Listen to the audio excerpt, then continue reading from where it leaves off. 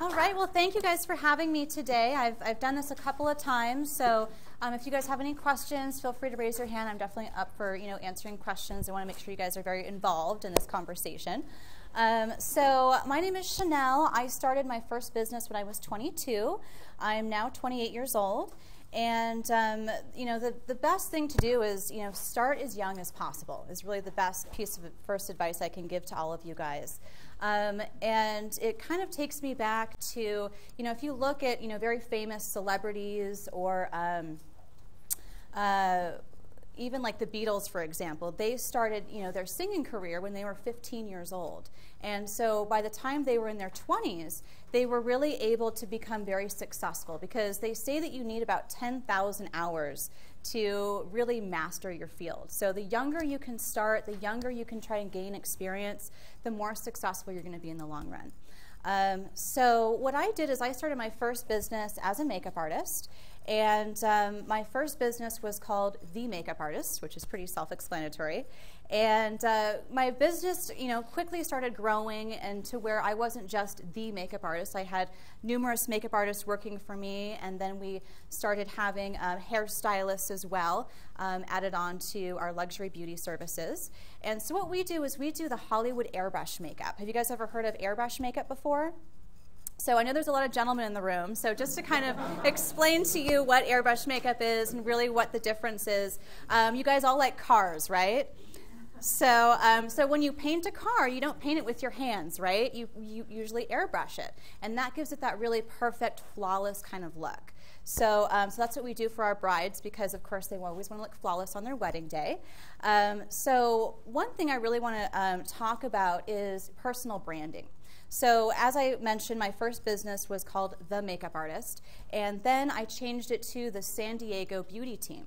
But then we weren't just working in San Diego anymore. We were working in LA and different places in Southern California. So then I had to change my business name yet again to Magic, and that's how we ended up at the Magic Beauty Team.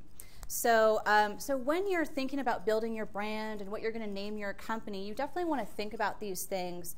Like I've seen another company called, like the Three Moving Guys, and I'm sure that, there's more than 3 guys working for that company now because it became a franchise. So you do want to really think ahead and try not to limit your name to the or San Diego if you plan on branching out. So that's definitely one thing you're going to want to, consider when you guys create your own companies. Can I get a raise of hands of how many people are starting their own company right now? Just a couple of you? Okay. And how many of you are interested in one day having your own business? Raise of hands. Okay, so pretty much everyone in here. It's definitely a very exciting and fun career. You definitely get to have a lot of control with your life. But one thing is the first 5 years of your business, you're working your little tail feather off, right? Because it takes a lot of work. And in the beginning, you'll find yourself doing a lot of things on your own. Maybe you'll build your own website. Maybe you'll be doing your own marketing materials and other things other than just, what you initially thought you would be doing, because there's so many different realms of business, payroll, accounting, all these things that you have to take into consideration. So, so with that said, do you guys have any, questions for me? That's a little bit about, my background and everything, but I want to really, talk about what you guys want to learn. So, do you guys have any questions? Yeah, so some of the questions we had, I know we interviewed you before, so you go into the homes of people, you teach them, and most of the people you teach, you become your employees. What's the turnover on that? So how many people have you, I guess, really taught? I've taught dozens of people, and that's a great thing to incorporate into your company as well. So a lot of companies, what they'll do is they'll, hire employees. And what I do that's a little bit different is, we have freelancers, which as a business, you definitely would prefer to have freelancers versus employees because there's less liability involved. It makes it a lot easier for you, but there is, a definite difference between employees and freelancers. Have you guys gone over that before in the classroom? You guys know what 1099 employees are? Yeah. Okay. So yeah, 1099ing someone is definitely a lot easier. You know, you don't have to, you know, pay for, you know, medical and leave and, you know, all these different things that come up. So what I do is I have set up a training program for people that are interested in doing what I do. And a lot of companies will just train, their employees. I actually make the freelancers, we have a different system where they'll come in and they start out as my client, because I'll teach them and they'll pay me to train them, because I don't train people for free, because I know my value. And you know, you have to understand that there's so many different ways of making money. I started out as a makeup artist and I realized, you know, I can teach this to other people. And then we also created a makeup line where we were selling product. And so you can really think about different ways of which you can actually stay in the same industry but still be able to make a little bit more money in other creative ways. So you guys can definitely think about that. You know, if you're you know, doing, you know, some kind of artistic service like a graphic designer or something, you can actually, you know, get people either to intern with you for free. Well, now interns you have to pay minimum wage, I think, but that can help your business a lot too. So with my training programs, it's really interesting because people will pay me, you know, our whole entire package system is about $2,000, and they get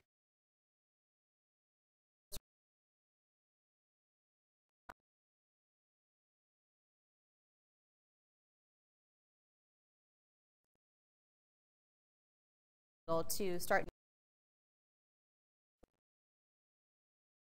So now is really the best time than ever to create a business, and it's really the easiest time because you really don't have to leave your house anymore. So I think that for beginner entrepreneurs, one thing I would really recommend is you know, doing something that's maybe mobile or in your home. Just to save you on capital, you know, because capital is really like the hardest part. You know, that's probably the biggest question you guys have is like, well, where do I get the money to start a business? And in the old days, you used to have like a, you know, brick and mortar, right, where you had to, you know, have an actual salon. And so with this business, you know, I can, you know, we basically travel to our brides every weekend, whether it's a hotel or their house. And so they actually pay us, you know, a travel fee, so I get paid just to sit in my car and listen to music. So that can be nice too. Yeah, so, you know, we definitely incorporate a lot of different services within our service, you know. So we have the products, the training, and then once the person graduates the training program, then they'll do an apprenticeship where they'll gain experience, and that helps the business too, because it's a win-win for everyone, because you can't just, as you guys know, you can't just read a book and call yourself an expert, right? So you really have to get that hands-on experience and get your feet wet a little bit. So that's why I work with, you know, directly with my students, and I usually work one-on-one or in very small groups. And so, you know, that's something that you guys might want to, you know, to really master your field. You're, you know, probably going to want to teach it someday so that you can help other people be successful, which is a very rewarding feeling as well. So you focus now, like you said, on the bridal aspect, but you have grown. You've done a lot of things. You teach. You do the Hollywood stuff. Right.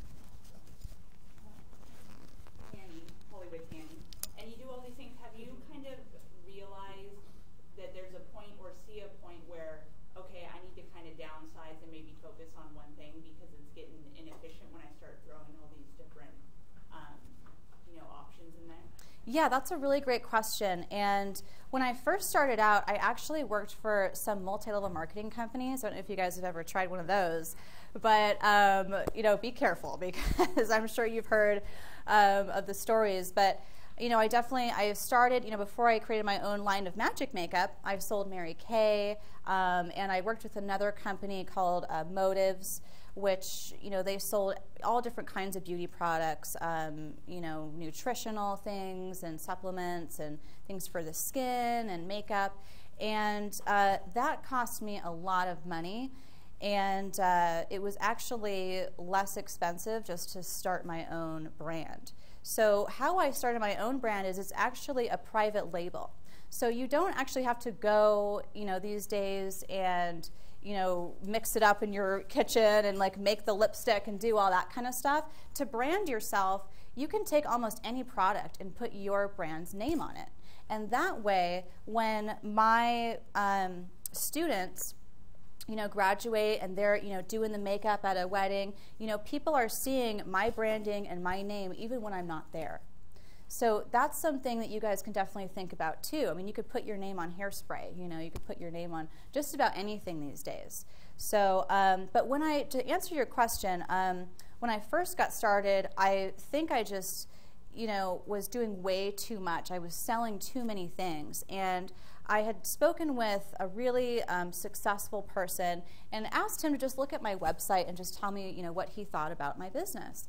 And he said, you're selling, this, DNA analysis, you're selling the skincare, you're doing, the nutritional supplements, you're doing too much. You need to focus on one thing, because as an expert, you don't want to be the jack of all trades. You want to be a master in your field.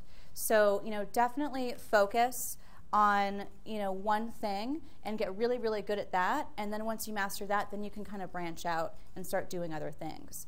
But, does that answer your question? Okay.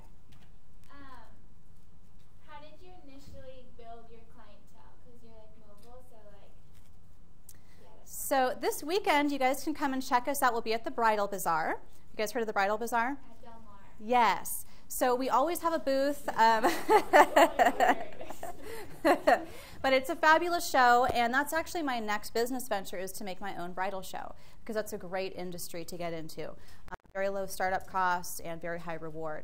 So that's one thing you guys want to think about when choosing what kind of business. And I know, you gentlemen, you're like, how can I relate to makeup, but the major thing is you want to think of, what is a type of business that is going to cost me the least amount of money to start up and make me the most amount of money, right? So really think about that.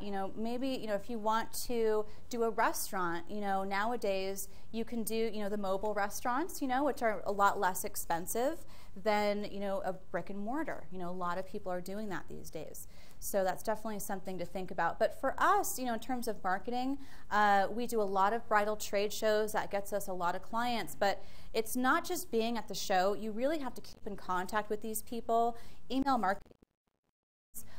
Reviews, they have like these bridal reviews online, and so that gives us a lot of business that way. And we were able to also become top on Google just through the search engine optimization, and so that's a really important thing for you guys to do, and it's so easy. One thing you guys might want to write down is check out freewebs.com. It's a great place if you want to make a website, and it's basically free, and it just has like their little ad at the bottom. Another company that can really save you guys money is Vistaprint. So to print your business cards and your marketing materials, no one's going to pick up your business card and say, oh, well, this isn't, the best paper, or whatever. I'm not going to buy from you, So you don't need to spend money in areas that really aren't going to make you that much money. So even when you're setting up a booth, a lot of people will spend all this money on like these beautiful flower arrangements, and they're not even selling flowers. So you want to really keep your costs down and just think about, what do I really need, rather than what do you want, so. Okay, when you were first kind of starting out in the industry, how did you differentiate yourself, especially like for the bridal makeup? How did you make like yours specifically different? Good question. So what makes us different is really the airbrush. My business didn't really pick up, before I opened my own line and my own business, I knew I wanted to be in makeup. So I worked for every cosmetic line I could possibly get my hands on. There was a time I was working for 16 companies at one time. So I just wanted to, as a freelancer, so it wasn't like full-time employee, 16 jobs or anything too crazy, but that's something that you guys are going to want to do too. Intern with companies that you're interested in. Don't waste your time being a waiter or a waitress if you don't want to work in the restaurant industry. You know, make sure that you're really in the industry that you want to be in, you know, because that's going to make a big difference. And it's all about how many years of experience you have. So again, going back, you really want to start out as young as you can with that. But yeah, for us, once I started doing the airbrush makeup, I remember first I started off on Craigslist, you know, just advertising makeup services, and it was hard to, you know, pull jobs. And then once we started doing the bridal trade shows and incorporating the airbrush, that was something that a lot of people just haven't heard of. And it's a really new thing, you know, for makeup, and a lot of girls are really excited about it because it's what all the Hollywood celebrities do. It lasts for 24 hours. It's perspiration proof. It's water resistant, you know, so you can cry and sweat and dance on your wedding day and not have to worry about touching up. So that's what really was our area of differentiation there. So I know that you basically started very young. Did you face any failures or any obstacles along the way by making the business? Well, I don't view life as failure. And for me, I'm very attracted to problems because to me, a problem means that there's a solution that is going to make life even better. Like if I can just solve this, you know, maybe it's because my father was actually a scientist, so maybe I got his little analytical gene, you know, but I'm very attracted to problems in a positive way, and that's the whole point of being an entrepreneur is you're going to solve problems every day. And if there's a day that you wake up and you don't have a problem, then you probably don't have a business anymore, you know. So it's problem solving, and for me, you know, I always thought it was so interesting how the educational system works, where, you know, it's C, D, there's no E, and then all of a sudden it's F, failure, right? And A for anything, it stands for, you know, above, or yeah, above average, or is that what it stands, or no, excellent, or is it excellent? And then B stands for above average, and then C is average. So none of the letters start with what it actually means, except for F. F means you failed. So I'm just like, you know, who made this system? They don't even know how to spell the alphabet, and they're going to tell me I'm a failure, right? So, you know, for me, you know, failure is just, it's just one of those words that society has created for you to kind of put you down a little bit. But if you, you know, can just sort of create, you know, a positive out of it, as my dad always said, you know, his last name's Nager too. He's like, turn the negative into a negative, you know? So, you know, always see things in like a positive light, you know? So yeah, does that answer your question? So I had a question.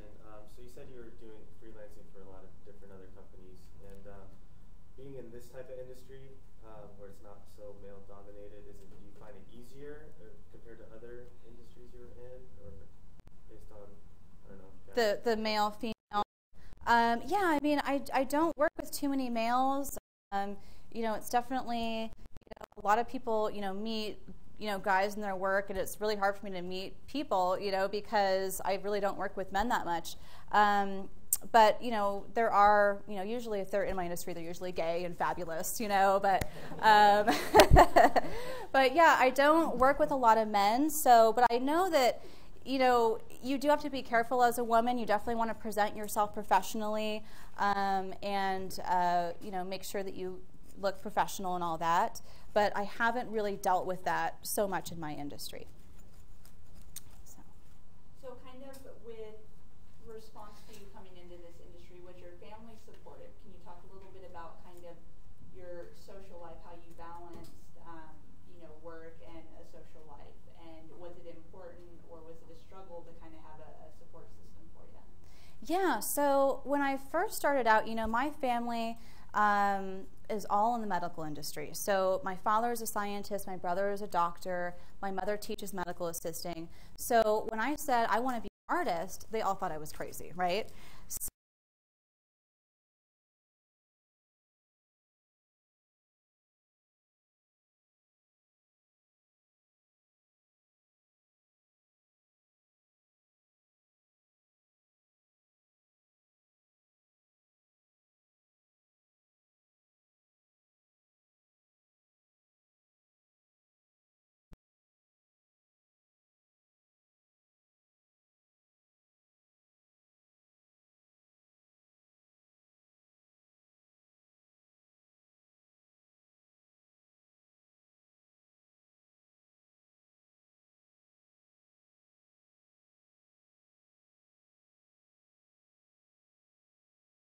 and work for someone else, and we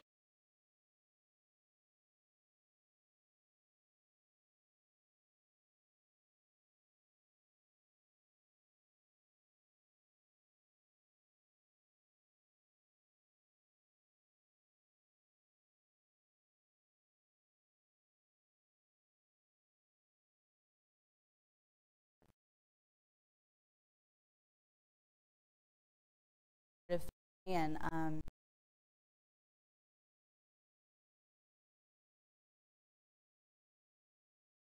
balancing your work life and your personal life.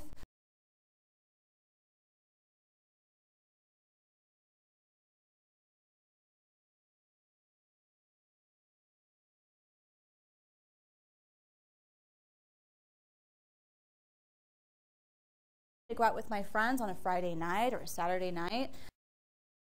Really early. Last Saturday, 3 o'clock in the morning in Temecula. So, obviously you can't responsibilities, and I can't, show up hungover, and my bride's like, doing our makeup, So, you have to be very responsible and be very careful.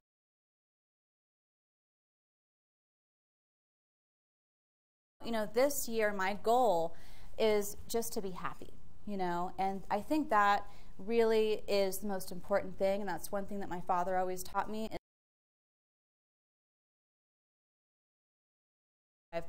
Success is happiness.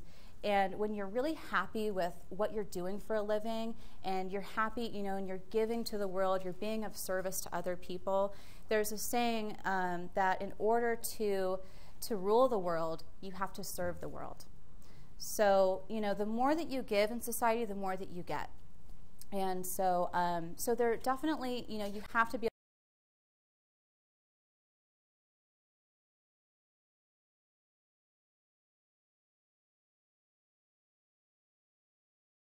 working for me now. I have, 10 different makeup and hairstyle artists working for me so that I don't have to physically be there anymore. So yeah, I missed out on a couple of years, in my 20s, but, I'm still 28, and now I can pretty much almost retire. I don't even have to show up anymore because I just delegate it all, So it was definitely worth it, but you're going to have, your first 5 years, you guys, you're going to have to, work a lot, and it's all about you have to ask yourself, what am I willing to sacrifice for success? Are you willing to give up your time? Are you willing to give your energy? Are you willing to give money, to make yourself successful? Because as a business owner, it's not just showing up to work and then coming home and it's over. It's a never-ending story, where it just keeps going and going and going. So, so you can make that sacrifice for a couple of years, but you don't want to get burnt out either, because then you just become, a bosszilla, So, but yeah, does that answer your question? When establishing your company, did you have any mentors or anyone you looked up to? I did. Actually, it's interesting. How I first got started, I was working in this little tiny store called Cohabitat in Hillcrest, and it's this unique Indian home furnishing store. And I only worked there for about 3 months, but I remember this woman came in the door, and she just looked gorgeous. And, people in San Diego don't really dress up that much. Like, I love to dress up because I just, it's my industry. But when I see a woman really going out of her way to look nice, I'm like, wow, what's the occasion? And she was like, oh, well, I'm a makeup artist, and she was like, I love Indian stuff. Do you want to trade jobs, And I was like, yeah, let's trade jobs. And so anyways, like a week later, I ended up getting fired from this place. And I ended up calling her immediately. Like, I wasn't even bummed out that I got fired. I was making minimum wage, and I was actually commuting all the way from Alpine to Hillcrest for this $8 an hour job, And so it was just meant to be that one day I had to go in for my employee evaluation, and I just, for some reason, it just I woke up early, I was ready to go, and then it was meant to be that it just all of a sudden slipped my mind, and I was late to my employee evaluation, and so that's why I got fired.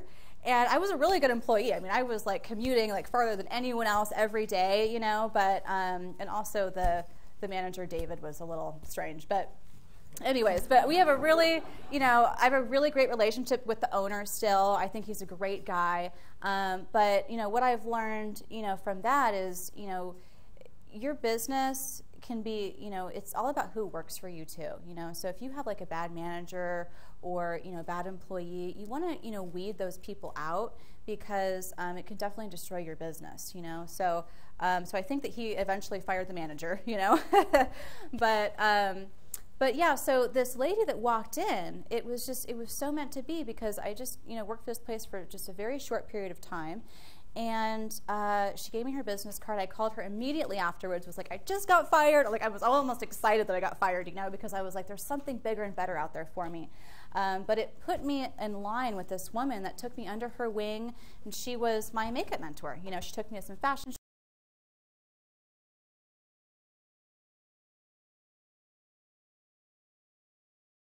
I wanted to work for as many lines as possible. And I'll tell you guys, back when the economy was good, I got hired over the phone 12 times. And if you guys ever want the job, this is what I said. It might work for you guys too. So if there's a company that you really, really want to work for, you're really passionate about it, what I would say over the phone is, you are the best company, and I only want to work for the best because I am the best.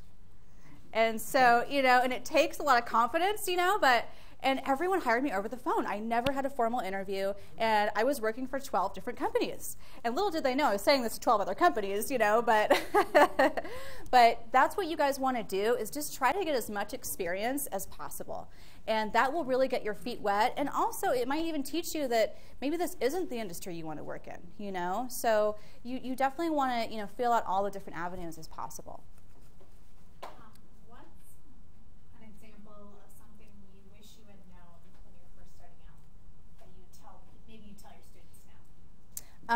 The one piece of advice, and you guys might want to write this down.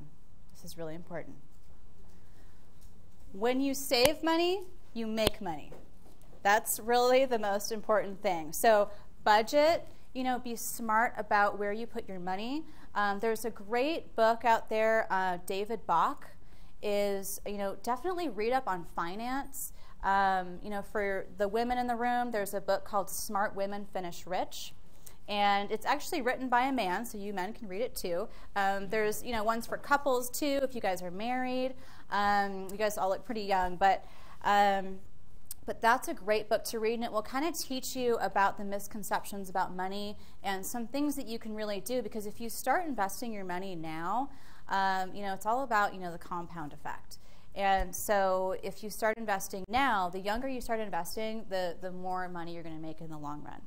So, just be very wise about your finances. And, it won't only just help your business, but finances are also the #1 cause of divorce. So if you're, really good with your finances, you're going to be better in your relationships, in business. It's really important that you guys really study that on your free time, because I know that a lot of colleges, they teach you about work, but they don't always teach you about your personal life, so you definitely want to read books on personal finance.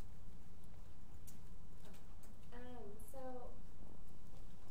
I know, what do you plan on doing with your business when you think it's time to move on to a new venture, or if you even want to move on to a new venture in your life? Right, so you always want to have an escape plan, right? So with that, right now, I'm actually planning on, instead of selling my company, I'm going to be just passing it along to my manager, who's been helping me manage the company for 5 years. And she's amazing. Her name is Victoria. And so she'll be probably collecting 20% royalties. I'll be collecting the royalties, and she'll be getting everything else. And that way, I basically continually to make money, and I don't really have to manage the business anymore. Because what I want to do now is I want to make a trade show, which is a multi-million-dollar business that we're going to be turning into a franchise, which is a huge project. So, the makeup thing, I feel like I've mastered that, and I just don't want to get to the point where I'm too comfortable. I really want to challenge myself to, you know, get out there and try new things and try different parts of the industry. So, you know, with the bridal industry, you know, I've mastered, you know, product sales, I've mastered teaching, I've mastered, you know, the art of service, you know, and now I want to master business to business. And so with trade shows, I can do that. And so you always want to think of an escape plan, or get someone, you know, you can either sell your business or just, you can still own it and just collect royalties at the end. So that's a good way to kind of escape the business, but still kind of have it under your belt as well. Well, we can open up to the class if there's questions. Yes? In training your manager, how did you protect it in a way that your manager didn't critique? That's a good question. So she actually, a lot of my freelancers do have their own business. But she isn't really a business person. You know, she's definitely, you know, she started out as an artist, but I think that business is so, you know, coachable and teachable. And so the benefit for her is that I've spent hours and years, you know, creating just document after document, you know, contracts and our website and, you know, paying for these bridal shows. We have a huge contact list of, you know, 10,000 people. So she doesn't have to do all that work. So it's like, yeah, you can start your own business, but you're going to have to do all this work. It's going to take you about 5 years, you know, to get to the point that where we're at. And, you know, we have an A+ with the BBB. Our reputation is stellar. So, you know, those are things that would be very difficult for the average person to start out with. So that kind of gives her the incentive to, you know, just manage, you know, the company and not have to worry about all the little stuff that I had to go through. So it's more like that infrastructure. Yes. Yeah. Yes. How do you avoid burnout when you're working constantly, nose to the grind for 5 years? Well, the good thing about my business is I just work weekends. So I do get to play, you know, during the day, during the week, but the only thing is all my friends are working, so it's hard to, you know, find the activity buddies, you know. So definitely stay friends with your entrepreneur friends, because you're definitely going to want to, you know, be with people that have that same schedule, because, you know, you're going to be, you know, working a lot, but you have to give yourself that time and really create a schedule that works for you. You know, in the morning, you know, I'm going to, you know, set this time, you know, to work out or go on a jog. You know, I'm going to, you know, make time to have lunch with a girlfriend. You know, I'm going to, you know, you can fit in a couple of hours, you know, every day even if you want to. But the thing that I would recommend doing is just create your perfect schedule.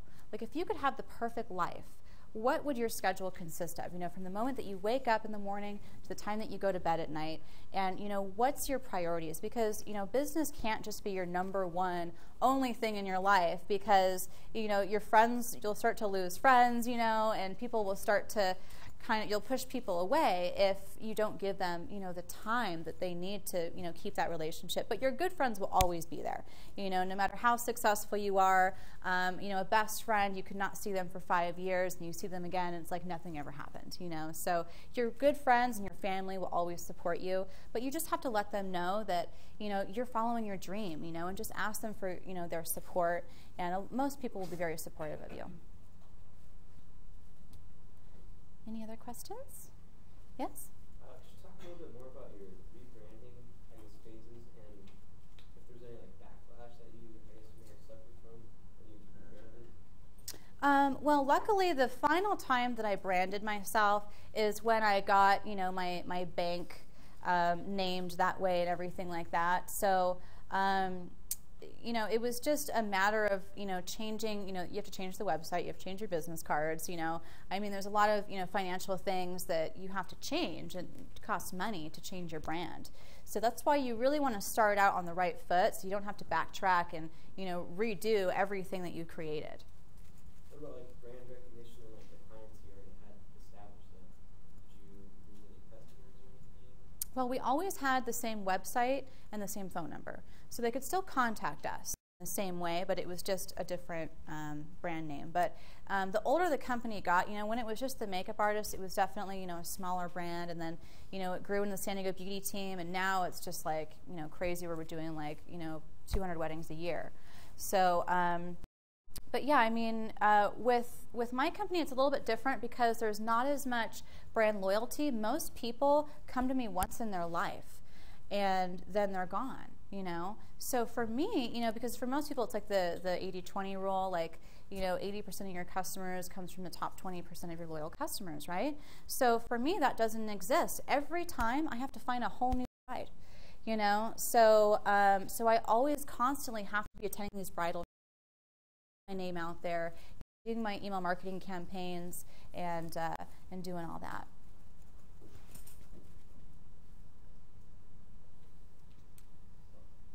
Yes? Actually, I'm just kind of curious what percentage you think of your business comes from word of mouth versus bridal shows and advertising. Do you have any idea? Because word of mouth has got to be important, right, for your business? Well, for me, I mean, we definitely get a lot of word of mouth, but a lot of it comes from the trade shows, because it's not like being a hairstylist where you go get your hair done, you're like, oh, I have this fabulous hairstylist, and you refer your friend. I mean, you have to wait for your friend to get married before you can really refer her, you know? So, and it only happens once in a lifetime, unless you're like J-Lo, you know? So, we love J-Lo.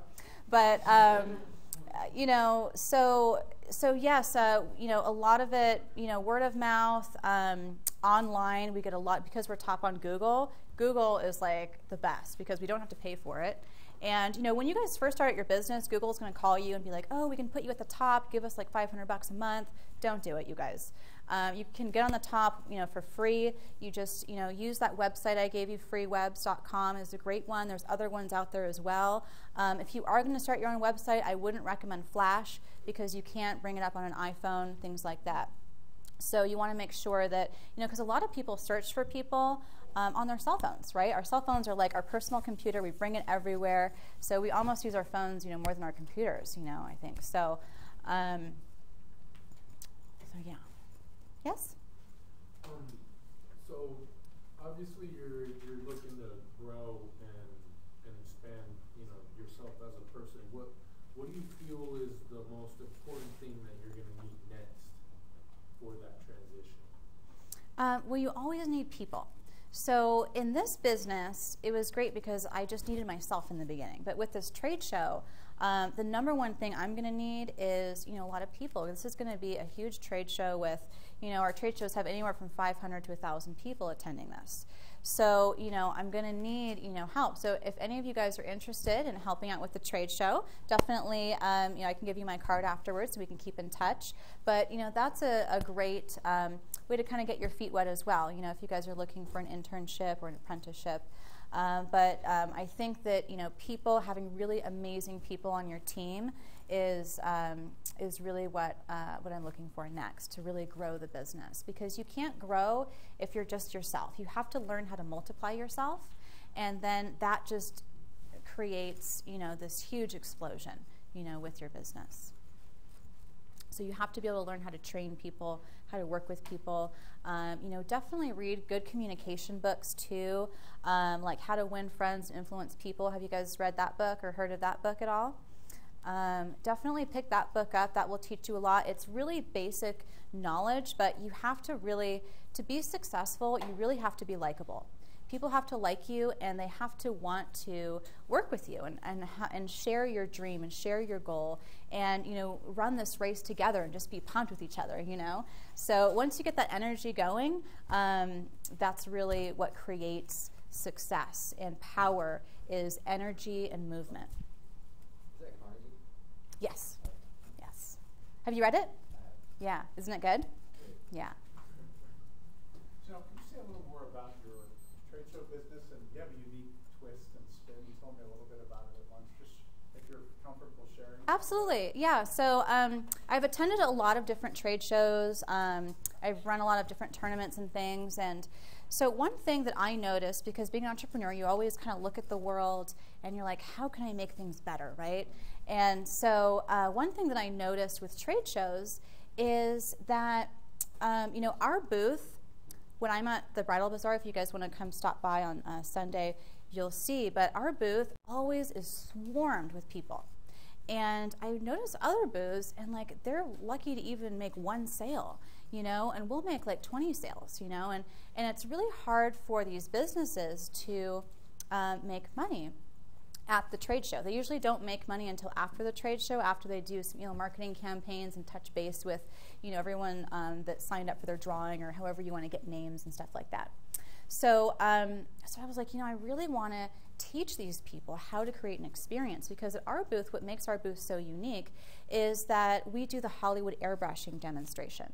So people will line up and they'll actually pay us. We charge $10 to airbrush them, and women are just mesmerized by this, because it's what J-Lo uses every day, and it makes you just look flawless and perfect. And so we have, a line of people paying to be at our booth, and most people just aren't doing that. They're not creating an experience. They're just, sitting at their desk, and they're like eating, or, they're not like smiling at people and really interacting with them. So, so you really want to make sure that you create an experience that they're going to remember, because people don't like to be sold. They want to be your friend. They want to get to know you. They want you to make them feel a certain way. And there's one thing I've heard that, people don't remember necessarily what you say or what you did, but they always remember how you made them feel. So if someone comes into my booth and I make them feel beautiful, then they're going to want to come back. And they're going to call me again. But you really have to, create that experience. So, so another thing that I saw with the trade shows is, no one is making money at these trade shows, because it's, they have whoever is running these trade shows needs to take, a good class on target market, because they think that their target market is the bride. But who's writing the check? It's the father of the bride, right? And the father of the bride, the last place he wants to be is at a bridal trade show, right? So what I'm going to do is put my trade show on a golf course. So that way the father of the bride can golf and he can shop, and there's other, there was like that rocker golf tournament. What was that one called? Did you guys ever go to that? You guys know what I'm talking about? No? But basically what happens is you take the golf course and then you put different vendors and different sponsors on all the holes. So that way the guys can golf, the women can shop, everyone's happy. We get the guys all liquored up, and they're writing checks left and right, because they're happy, right? So, so that's what's going to make my trade show a little bit different from these, boring, like, convention center, like, no, there's just nothing really special about it. So you really want to think about, how can I create an experience that people are going to remember, and how can I, get people to, want to, contact you after the show and make those sales during the show. For your email marketing campaigns, is those typically from leads that you get or you generate from the actual conventions and things like that? Yes, so when you attend a trade show, they actually give you a list of everyone who walks through the door. So you can also have, we always have like a little drawing at our table too, because there's certain people that opt out of the list because they have to give them their information. So, we'll have our little drawing list, and we'll email them right away, before we even get the big list. And a lot of people will tell me, you're the first one that emailed me, and then they get this like bombard of emails from like, the 300 other companies that are there. So you really want to contact those people from your drawing list before they even give you, the big list from the trade show. And that way you really stand out. And, and honestly, that they say that the best time to do marketing campaigns, it used to be on a Wednesday, now it's on Sunday. Because you notice like on the weekends, like you check your email and you don't have as many emails on the weekends, So, but most people will email you during the week, 'cause that's their business hours. So if you do your marketing campaigns on a Sunday or a Saturday even, you'll definitely get more response, because you won't be in that huge list of everyone else doing it. Yeah. Can you talk a little bit about what strategy you use within the email to get business afterwards? So you basically want to make it no more than 20% pictures. The 80% at least should be content material. And you don't want to make it too salesy. You want to be very careful about the subject line. You don't want to put like sale or half off or something like that, because then it will go into spam. So you want to make it interesting and really teach your clients something about the industry. So for me, I'll talk about one of the first ones I usually send out after the show is, why use airbrush for your wedding day? because they want to know, why should I use it? What makes it so different? And I'll start listing all the benefits. It's micropixelated. It's made for film and photos. It lasts 24 hours. It's perspiration proof. It's water resistant. And then, so that way it doesn't seem like you're just trying to sell them. It seems like you're just giving them information. So you want to make it, information heavy, and really focus on teaching your client about your business and how it's going to benefit them, because that's what they want to know. Yes? What do you look for in a guy in becoming a makeup artist? I know we're not really in that field, so when you train him, you have to. Well, you have to have a steady hand. So male or female, you just have to have that, creative edge. You have to be really good with blending, color selection. But a lot of these things I can teach, but you definitely can't be like jumpity, like coffee drinker, trying to do, makeup. So you have to, because beauty is just symmetry. That's all it is. So you're basically trying to make someone look as symmetrical as possible. And so if they have, smaller eyes and you want to widen them, there's certain ways of doing that, certain contour techniques you can do to make someone's face look more oval versus round or too long. You really want to just make it look more symmetrical. So the best thing to do is really hiring people that have an art background. So whether it's, drawing or painting, but, working with your hands is definitely a big part of the job. How about the relationship between the guy and the woman? Do you see better, more positive, or is it more? Women love male makeup artists because we do all this stuff for you guys. Let's be honest. So, a woman loves a male's opinion because we just feel like, they are supposed to know what looks good and what doesn't look good. And some women feel like, a woman is just going to sell them on things that they may not need. And a man might be a little bit more honest and hey, you're going to look hot in this. This guy is going to totally dig you if you wear this color, So women definitely appreciate a man's opinion, I think, almost more than a woman's opinion. So that's definitely a plus for you guys. Yes? Don't you think a straight man's opinion is a little different than a male makeup opinion? A straight man's opinion kind of that difference? That is your. You see my question, or you get my question?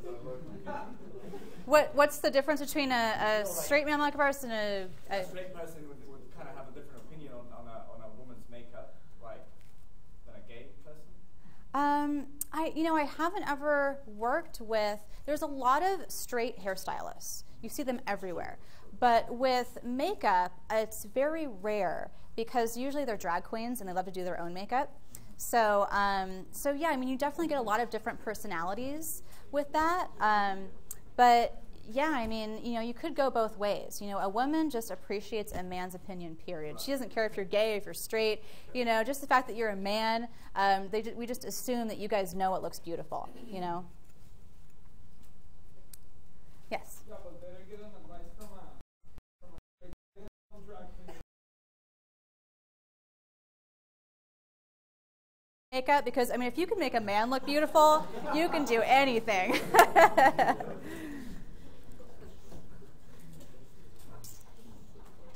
Any other questions?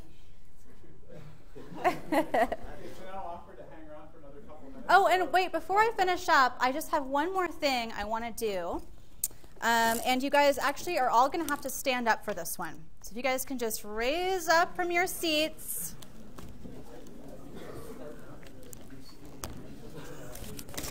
Okay. So I want to show you guys something that I saw at a motivational thing I went to that I thought would really inspire you guys. So this here is a nice, clean Benjamin. Okay, it's real. So in life, sometimes this is what people do to us. They just crush us, and they throw us on the ground, and they step on us, and they say, "You're stupid, and you're never going to be worth anything. Mr. Benjamin, you're not even cute. You're not even smart. You're never going to be successful," right? So, okay, now I'm going to pick up this $100 bill here, and I'm going to throw it, and the first person to pick it up can keep this $100 bill. All right? Okay. I'm going to just blindly throw it on the ground. All right. So, no, you keep it. For real? So, but well, I'm going to let you. Okay. So, yeah, you can keep it. So. I feel bad taking your money. No, but I wanted you guys all to run down. Wait, I'm going to try one more time. Okay. Okay. And I got more money where this came from. Okay. Okay, guys. All right.